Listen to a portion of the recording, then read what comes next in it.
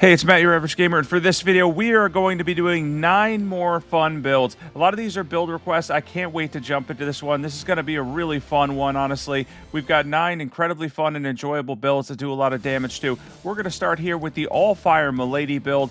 This build's going to focus on Milady as a Faith build in Flame Art Affinity, and we're going to be running 2 of these. One with Flaming Strike, and the other one, of course, is going to have Flame Spear on it, and that's going to be chargeable as well. This is a really cool build overall. It builds up on successive hits, a lot of fire damage. You could throw in different incantations. You could have a lot of fun with this one. Basically, anything you want to add to this one in terms of Faith, you'll be able to. Fire fits really well, of course. But this is a Power Stance Milady build, and if you like Milady and you happen to be on New Game Plus or later, this is on New Game Plus 3, Journey 4, you can grab 2 of these in the DLC, of course, on separate runs, combine them together for a Power Stance build, and get a lot of damage as a Faith build. Also want to ask you guys real quick, if you have any build requests, be sure to comment below. If there's anything you want to see for Elden Ring, comment that below as well. I cannot wait to cover more builds. I'm going to be doing more high-level builds upcoming soon as well, because there was a lot of feedback from my subscribers for that. They really liked it, so we are going to be doing some more high-level builds. I can't wait for that one. This one, though, is going to, of course, be at rune level 150 for everything, and this is one of my favorite ones on here. That's why I put it first. This was a build request for a Power Stance Milady build. I've covered a Bleed one in the past, but the Fire one, the Faith one, of course, is my favorite because I love Faith and Elden Ring. It's a lot of fun. Do get beat up a little bit by this boss because he's always a challenge for me. But yeah, this is a build that's going to be consistently good against the majority of bosses in Elden Ring. I highly recommend trying this one out, especially if you like Faith builds. Be sure to check this one out for sure. In a second here, we're going to jump into equipment, stats, everything that you need to know to make a powerful Faith Milady build, Power Stancing. Let's jump into equipment now. And we have one Flame Art Milady with Flame Spear. We have the other one with Flaming Strike. We are using the Godslayer Seal or the Giant Seal. Either one works here. You can check out our armor set. We hit 53 poise. We have the Shard of Alexander Talisman. We've got the Fire Scorpion Charm. We've got Millicent's Prosthesis. We have the Godfrey icon to charge up our Ash of War. And then we have Flame Tear, Thorny Tear. Let's jump into stats. And we have 60 Vigor, 20 Mind, 27 Endurance, 12 Strength, 17 Dexterity. We have 80 Faith. We're using Golden Vow, Flame Grip Me Strength, Blessing Spoon. If you want to add in something like Burn O Flame, Giant's Flame Take Thee, all that stuff fits here. Anything fire related is perfect. And next up here, we have a build for the Blacksteel Greathammer, another build request and highly requested weapon. Of course, we ran this in a very standard way where we're going to be using Prayerful Strike once again as a Faith build, a little bit of Strength Faith build. This is going to be in Sacred Affinity, and this one absolutely slaps in the sense of damage. You're going to get a lot of damage. You can crush bosses. The poise damage is also incredible on this, and of course, you're going to heal in the process too. And we're combining that with Black Flame's protection rather than an additional damage buff. That way we could take some hits too, which is really paramount to the build because we want to be able to go over to the majority of bosses and just use Prayerful Strike on them for as much damage as we can, posture damage, etc. Ran out of FP there, but it's not going to matter much. We're going to be able to heal up, take Verlana down really quickly here, ultimately. This is a really cool build, and one that's certainly going to be really good for you too. If you're looking for a build that can carry you, much like the Blasphemous Blade, Prayerful Strike is always there for you because you're constantly healing back HP, and if you run something like Black Flame's Protection, you're going to be fine for the majority of boss fights. A little bit different on New Game Plus 7, could be a little harder to pull off. You just have to worry about placement a little bit more and when you use the Ash of War, but ultimately the majority of journeys and everything, you're going to have a powerful build with a Blacksteel Greathammer and Prayerful Strike. Let's jump into equipment and stats. And we have the Sacred Blacksteel Greathammer at plus 25 preferably. We have the Godslayer Seal, but any seal you want works here. You can check out our armor set, same as last one. We hit over 51 poise. We have the Shard of Alexander Talisman. We have the Sacred Scorpion Charm to boost holy damage. The Two-Handed Sword Talisman doesn't work for the Ash, but works for every regular hit. Blade of Mercy works really well here too. Holy Tear, Bloodsucking Crack Tear. Let's jump into stats. And for stats, we've got 60 Vigor, 21 Mind, 28 Endurance, 25 Strength, 12 Dexterity. We have 65 Faith. We mentioned this before, we hit over 51 poise. Our buffs are going to be Golden Vow, Black Flame's Protection, and Blessing's Boon. Hope you're having a great time so far. For the next one, we have a Rivers of Blood build that combines Rot as well. A couple people asked for a Rot build. However, Rot really, it's not my favorite thing in Elden Ring overall. Rot Breath, of course, Rotten Breath, it's decent. It can get you a lot of cheese damage, let's say that, if you just want to hang back and watch the boss's HP tick down, but it's not really within my particular playstyle, so I combined it with a Rivers of Blood build, so you can get Rot as well as Bleed build up. Of course, we're going to be able to rot him here in a second, and then you could switch to the Rivers of Blood because we're running a mainly arcane build as well, and get a lot of bleed damage as well. And here he gets the rot damage. Of course, you could run Kindred of Rot's Exaltation too, but you're only probably going to get one proc on it, so I didn't run it for this build. Then you switch to the Rivers of Blood, and you could just start to chew up damage between the rot and the amount of damage that we're going to do. And this is ultimately going to be one that does a lot of damage to the majority of the bosses in the game, and definitely one worth trying. A lot of people are always looking for builds for the Rivers of Blood. On top of that, they're generally asking me about rot builds, which can be a little bit underwhelming, but I decided to combine the two for this one, give you an opportunity to get rot build up as well as bleed build up, which combines for a very powerful build. Let's jump into equipment, stats, everything you need to know for a Rivers of Blood rot build. And for this, we have the Rivers of Blood, +10 preferably. We are, of course, using the Dragon Communion Seal for this build. We have the White Mask, part of the Solitude and Rakshasa set on. We have the Shard of Alexander. Wingsword Insignia or Rotten Wingsword Insignia is better if you have it. Lord of Blood's Exaltation, Melissa's Prosthesis, and then we have the Thorny tier, Bloodsucking Crack tier, and then we're using Moog Shackle to stun the boss there, of course. Let's jump into stats for this build. 60 Vigor, 21 Mind, 29 Endurance, 14 Strength, 23 Dexterity, 25 Faith, 53 Arcane. We're using Golden Vow, Flame Grip Restraint, Blessing's Boon, Rotten Breath, and Bale's Flame Lightning, I didn't get a chance to use. And next up here, we have a Holy Guard counter build. This is another fun one that I enjoyed a lot. I like guard counter builds. This one's a little hard to pull off. You're not going to have a ridiculous amount of guard boost with the Blacksteel Great Shield. Of course, if you're running something like the Fingerprint Shield, it's going to be easier. But this works with the Iron Greatsword in Sacred Affinity with Sacred Blade for a lot of holy damage, around 850 AR or so.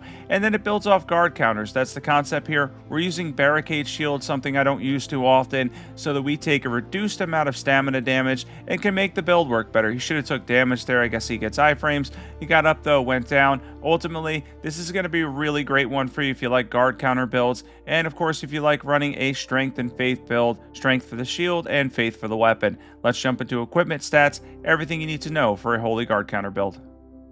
And we have the Sacred Iron Greatsword +25 with Sacred Blade. We have the Erdtree Seal. We have the heavy Blacksteel Great Shield with Barricade Shield on it. We have the entire Black Knight set on. Sacred Scorpion Charm. Curved Sword Talisman. We have the Great Shield Talisman. We have Arsenal Charms +1 or Great Jar's Arsenal if you have it. Bloodsucking Crack tier, Holy tier. Let's jump into stats. And for stats on this build, we have 60 Vigor, 16 Mind, 35 Endurance, 35 Strength, 15 Dexterity. We have 50 Faith. We are using Golden Vow, Black Flames Protection for this one, Blessings of the Erdtree, and we hit 60 Poise. And next up here, we have a Faith and Bleed build. This is going to work with the Black Knife and Reduvia. A couple of people asked me for a combination of Faith and Bleed, so here we go. We've got the Black Knife in one hand and the Reduvia in the other hand. Of course, the Reduvia's Ash of War is going to get you a lot of bleed build up, and then, of course, the Black Knife's Ash of War is going to give you a ton of holy damage as well as percentage damage. Of course, you could run different incantations too for a decent amount of damage as well. You're not going to get an incredible amount of damage. I think we have just over 300 scaling with the Dragon Communion Seal. But all in all, this build is one that works. This can work functionally, and it could be a lot of fun, too.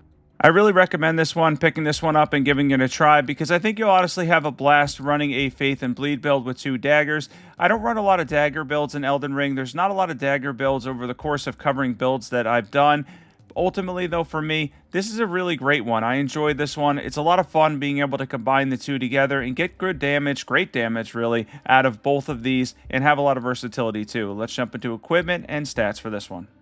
We have a Reduvia +10 preferably. We have the Black Knife +10 preferably. We have the Dragon Communion Seal, of course. We have the White Mask, part of the Solitude set and Rakshasa set on.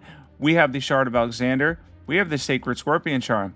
We have Lord of Blood's Exaltation, of course, for the bleed procs. We have Melissa's Prosthesis, and then we have Thorny tier, Holy tier. Let's jump into stats. Golden Order Seal will work really well here too. We have 60 Vigor, 20 Mind, 23 Endurance, 12 Strength, 20 Dexterity, 45 Faith, and 45 Arcane. Golden Vow, Halastrapiri, Blessing's Boon, Knight's Lightning Spear, and then we have multi-layered Ring of Light as well. And next up here, we have a build for Morgott's Cursed Sword, another requested one from like a month or two ago. Now, this weapon for me, I'm not a huge fan of this weapon. It doesn't do a ton of damage or bleed build up, but it is incredibly fun to use. Now, for this one, aesthetically, it is really cool to look at too, But at the same time, the weapon's damage is a little bit underwhelming. Get a lot of fire damage, a decent amount of bleed buildup. I didn't realize I didn't have FP there. You can throw in something like Swarm of Flies with it and get a lot of damage and bleed buildup with that as well. But really, this isn't one of my favorite weapons. It's just one of those weapons that's fun to use. Most of the bosses in the game are probably going to be tough with this one. Even if you build around it the best you can, the damage on it is kind of just okay. It is better at higher levels, though. It might make a high level build video. Let's jump into this one. We have Morgott's Cursed Sword, plus 10. Preferably, we have the Dragon Communion Seal. You can check out our armor set here. We have 67 points for this one. We have the Shard of Alexander. We have the Fire Scorpion Charm. We have Lord of Blood's Exaltation for if you make contact with a weapon, you will get bleed procs, Malignant's Prosthesis, Bloodsucking Crack Tier, Flame Tier. We were using Sleeping Pots to stun the Godskin Apostle there. Let's jump into stats. And we have 60 Vigor, 19 Mind, 26 Endurance, 15 Strength, 40 Dexterity, 25 Faith, 40 Arcane, Golden Vow, Flame Grant Me Strength, Blessing's Boon, and Swarm of Flies. And next up here, we have another guard counter build. This is a guard counter battle mage build. This works around carrying sovereignty, and then of course using Scholar's Shield on the brass shield to give you a decent amount of guard boost and everything. Use guard counters and then mix in that amazing Ash of War. Now, technically for this one, you could run a lot of different weapons that are magic-based, intelligence-based, and kind of make it work. For this, though, I wanted to try a little bit of a battle mage guard counter build because it felt like this was something different and something fun that I think a lot of people could have a good time with. And yeah, ultimately, again, here, we have another build that's going to do a decent amount of damage, be good for a lot of the bosses in the game. You'll get really great blocking out of Scholar's Shield on the brass shield, probably over 80 guard boost with Scholar's Shield on it, some elemental resistances as well. And then, of course, carrying sovereignty, you can see there, does massive damage. And when you get the opportunity or window, you could use that Ash of War. Let's jump into equipment. And we have the Magic Broadsword, plus 25 preferably, with Carrying Sovereignty. We have any staff for Scholar's Shield. There's no scaling there, but if you want to add in a Lucette staff or something, would work really well here for damage. Godslayer Shield, Brass Shield. Check out the armor set there. We hit 51 points. Shard of Alexander, Magic Scorpion Charm. We have the Curved Sword Talisman. We have the Great Shield Talisman as well. And then we are going to have the Magic Tier, Bloodsucking Crack Tier. Let's jump into stats. And for stats on this one, we have 55 Vigor, 22 Mind, 22 Endurance, 16 Strength, 12 Dexterity, 60 Intelligence. We have 33 Faith. We're using Golden Vow, Halashabiri, Blessing's Boon, and Scholar's Shield, of course. I just wanted to show this clip real quick, how good this is for survivability. I got caught in the DLC when I was running through this one map where the Divine Beast is, and of course there was a whole bunch of enemies here, and they were just hitting me constantly, and I really thought I was going to go down, but the Brass Shield is incredibly reliable, and guard counters is also an incredibly reliable way to play. I was able to get out of this situation I didn't think I was going to. Ultimately ended up working out really well for a solid build. This is a good one to try. Next up here, we have a Nagakiba Storm build. A lot of people asked for a build for the Nagakiba. I've done a similar build with this for the Great Katana. I decided to do it for the Nagakiba for those that have the base game, although I did use one talisman for the DLC. You could swap out for something else. But besides that, a lot of people asking for a build for the Nagakiba. So this is one that's going to get some bleed build up and a decent amount of damage from a distance with Stormblade. And of course, you're going to have to make contact with the weapon for bleed buildup. Keep that in mind. Stormblade is not going to give you bleed buildup because you have Blood Flame on the weapon. That's only going to add bleed if you make contact. A lot of bosses you can run up to and make both contact while using Stormblade, meaning you can hit them directly. The Hippo is a really bad boss for that. Probably a bad one that I picked to take on because he's very hard to get close to, because if you're behind him, even if he does a front attack, it tends to hit you. His hitboxes are as wonky as they get. I mean, it really just gives him a lot more than he should have, because I think it would have been too easy had his hitboxes only be where he exactly attacks. But instead, what we're left with is just a lot of AoEs that are kind of not really seen on screen. And if you get behind him and he does like any move, you're going to take a good amount of damage.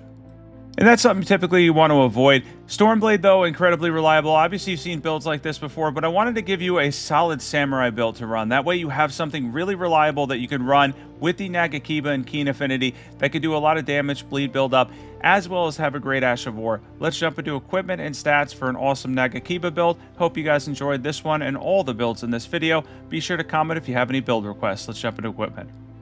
And we have the Keen Nagakiba, plus 25 preferably, with Stormblade. We have the Dragon Communion Seal. We have the White Mask. We have part of the Samurai set on, essentially, and the Solitude set. Shard of Alexander, Enraged Divine Beast Talisman, Lord of Blood's Exaltation, Malignant's Prosthesis. Then we have the Bloodsucking Crack tier, Thorny tier. You can change the Enraged Divine Beast Talisman to Wing Sword Insignia or Rotten Wing Sword Insignia if you don't have the DLC. 60 Vigor, 20 Mind, 27 Endurance, 18 Strength, 65 Dexterity, 25 Faith, Golden Vow, Flame Grip of Strength, Blessing Spood, Blood Flame Blade. For the last build on here, we have a Kicking Monk build. This was another build request. Somebody wanted to do a Monk build. Now, you could run the other Dry Leaf Arts, the one with your hands, like fist and all that stuff. If you want to add that in, you could run this exactly the same way, except instead of using the talisman that boosts the stomping attacks and whatnot, you could then use something like Rotten Wing Sword Insignia or whatever you want to throw in there for successive attack damage. They both work in a very similar manner. I just prefer the kicking skills, and for this, we've added Bleed Build Up. Of course, we're in Blood Affinity. We could do a lot of damage with the kicking skills, a lot of successive attack damage as well. And one that's going to be a powerful build all the way through the end game. For somebody who's looking for an end game build around the Dry Leaf Arts, you can absolutely make it work. I've actually beaten Malekith with a similar build around when DLC was around. I did something like this, and I was able to take him on no problem whatsoever. They're not really that hard at the end game with this type of build. You may run into a little bit of trouble with Radagon and Elden Beast if you're running Bleed, but you could always go for Keen Affinity, Quality Affinity, etc. Change it up so you don't have to worry about the reduced damage and the bleed buildup you won't get. Dane's Blood Footwork, plus 25 with the Dry Leaf Arts. We have the Dragon Communion Seal. We have part of the Black Flame set and Black Knight set on. We have Black Flame Monk set. Shard of Alexander, Shattered Stone Talisman, Lord of Blood's Exaltation, and then we have Millicent's Prosthesis, and then we have Bloodsucking Crack tier, Thorny tier. Let's jump into stats. And for stats on this build, we have 60 Vigor, 20 Mind, 26 Endurance, 22 Strength, 27 Dexterity, 25 Faith. We've got 45 Arcane, we have 54 Poise. We're using Golden Vow, Flame Grant Me Strength, and of course, Blessing Spoon as well. And thanks for watching this one. Thanks for tuning into my top 9 fun and overpowered builds, or cool and overpowered builds in Elden Ring. These are absolutely amazing, a lot of fun here. I hope you guys have a great holiday weekend. This is being posted on holiday weekend, so happy July 4th and all that for those that live in America. If you live in other countries, I hope it's a fantastic weekend for you overall. I hope this was a surprise video and gives you a lot of fun reasons to jump back into Elden Ring and have a good time. If you have any build requests, don't forget to comment those. Don't forget to sub. Catch you in the next one.